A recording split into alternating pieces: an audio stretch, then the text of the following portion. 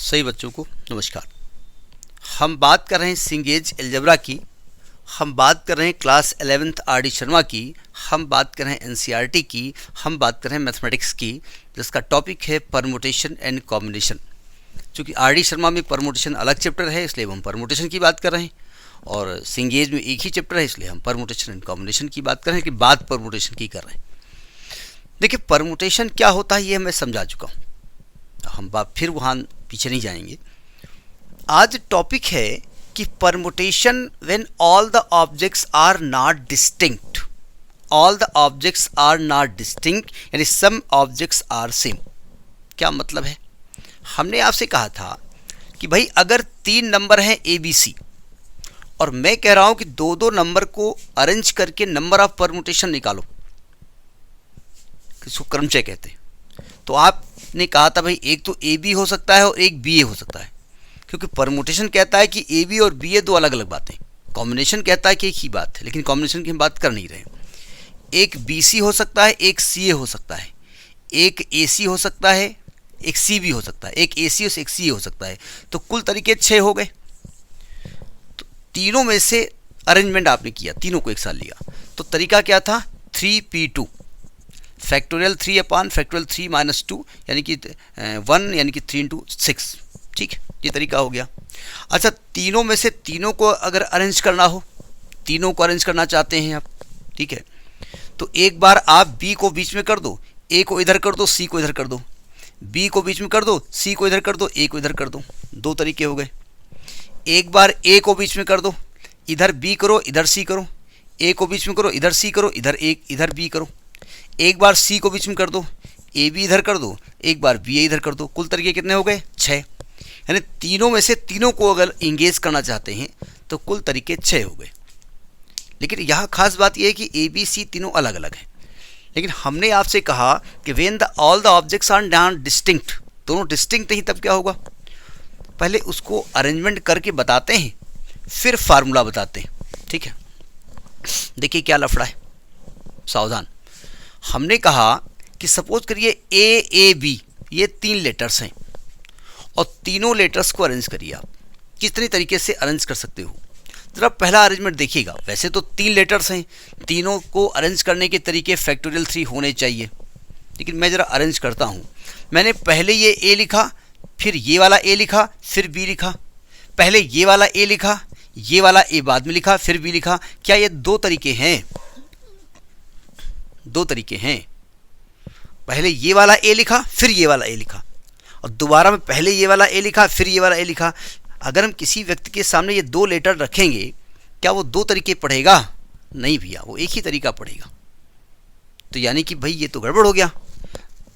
Use किए हमने 2 ए, और इसमें पहले हमने पहला वाला ए यूज़ किया, बाद में हमने दूसरा वाला ए यूज़ किया, और अगले में पहले वाला ये वाला ए यूज़ किया, फिर ये यूज़ किया। लेकिन अगला जो जिसके सामने हमने ये नंबर पेश किया उसने कहा है तो एक ही बात है। बात तो आधी हो गई, गड़बड़ हो गया ना।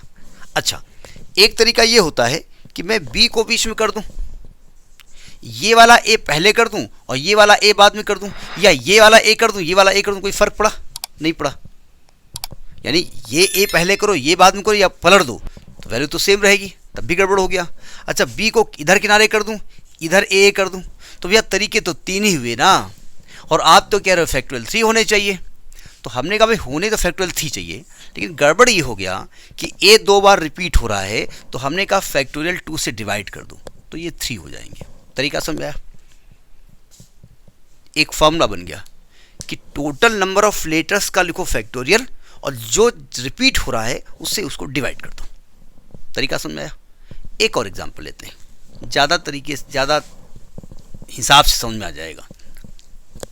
जैसे मैं लेटर ले रहा हूँ ए बी।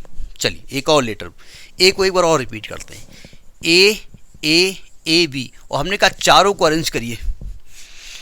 तो चारों को अरेंज करने के तरीके वैसे तो फैक्टोरियल 4 होता है, 4 3 12 दूनी 24 एकम 24, कुल तरीके 24 होने चाहिए थे। ठीक है, लेकिन गड़बड़ क्या हुआ? मैं ऐसा करता हूँ, सबसे पहले बी को उधर किनारे कर देता हूँ और ए लिख देता हूँ। कुल तरीके हो गए 1। अगर ये बताइए इन ए में से आप इंटरचेंज करोगे, ये पहले करो, ये बाद में करो, ये पहले करो, कोई फ़र्क पड़ेगा? नहीं पड़ेगा ना, यानी फर्क नहीं पड़ रहा है। ठीक, अच्छा एक बार बी को इधर ले आओ, एक ए उधर ले जाओ और दो ए इधर लिख दो, तो कोई दिक्कत है? एक तरीका तो एक हो गया। अगर मैं इसको चेंज करूं, इस ए को पहले कर दूं, मतलब बी को चेंज मत करिएगा, बी की जगह फिक्स कर दिया आपने, दो ए इधर हैं, एक ए इधर है, इनमें से ये वाला ए इधर जाएगा, ये वाला इधर जाएगा, तो क्या कोई फर्क पड़ेगा? नहीं पड़ेगा। यानी बी की अगर फिक्स है तो ए कोई भी इधर उधर लिखे, number of method will be same. तो एक तरीका ये हो गया। ठीक, एक बार बी को इधर कर दो, दो ए उधर कर दो और ए के इधर कर दो, और ये बताओ कि अगर मैं इन दो ए को इंटरचेंज करूं या ये ए इधर ले आऊं, ये ए इधर ले जाऊं, बी को मत फिक्स चेंज करिए, तो क्या फ़र्क पड़ेगा? नहीं पड़ेगा। एक तरीका ये हो गया। एक बार बी को इधर कर दो, इसको इधर कर दो, एक तरीका ये हो गया।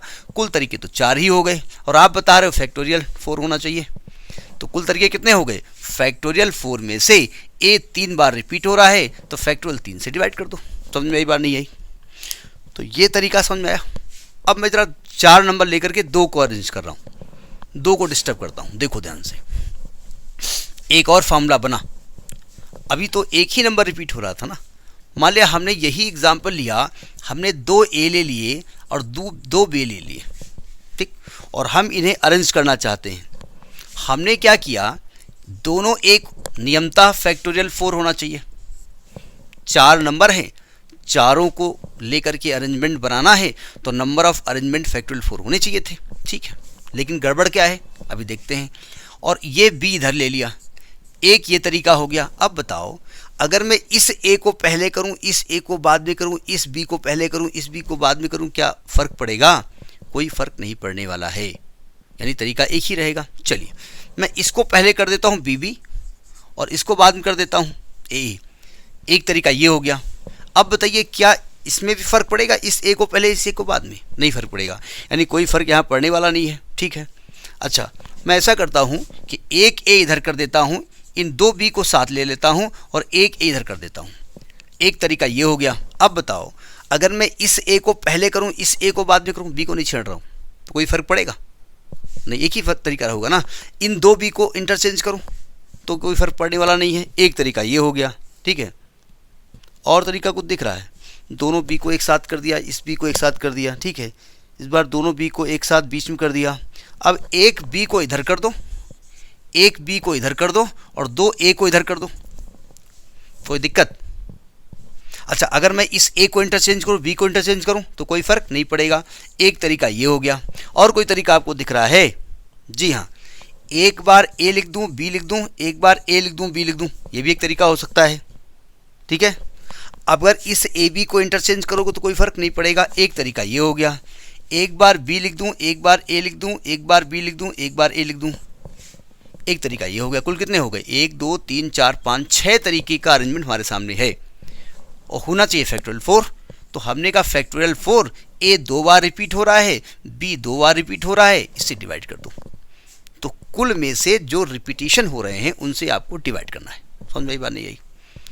तो ये आपके पास एक फॉर्मूला बन गया। तो फॉर्मूला क्या बना ज़रा समझिएगा, फिर एक आध एग्जाम्पल देख लीजिए उसका।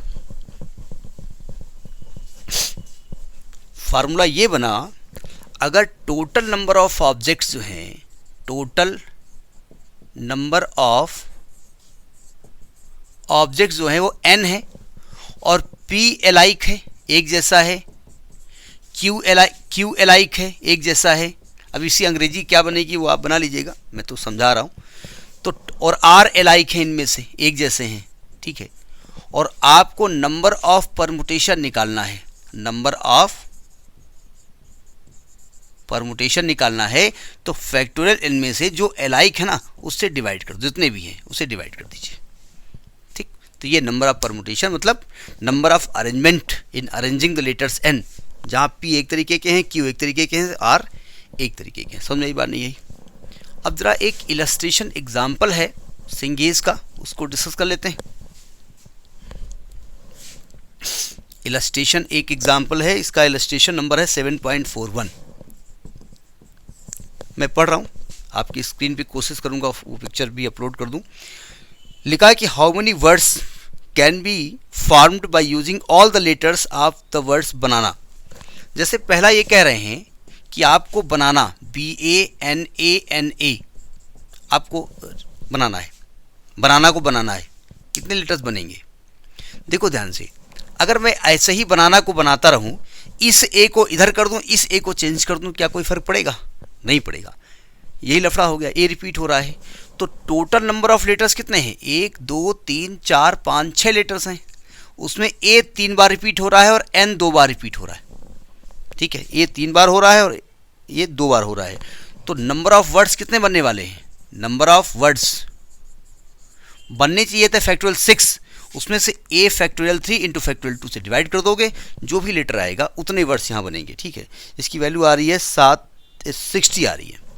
अब अपना कैलकुलेट कर लीजिएगा, 6 into 5 into 4 into 3 into 2 into 1 अपान 3 इंटू 2 इंटू 1 इंटू 2 इंटू 1, तो 3 दूनी 6 कट गया, 2 से 2 कट गया, 5 को बीच 3 60 वर्ड बन जाएंगे। हो गया, समझ में बात आई कि नहीं है? जितने भी लेटर रिपीट हो रहे होंगे उनसे डिवाइड करेंगे, और क्यों डिवाइड करेंगे वो हमने आपको बता दिया। एक आधा और इसमें एग्जाम्पल में दिए हुए हैं। जैसे एक वर्ड दिया इन्होंने इलाहाबाद, ALLAHABAD, इलाहाबाद। इलाहाबाद में कितने वर्ड हैं? कुल 9 वर्ड हैं। ठीक है, देखिए इसमें ALLAHABAD,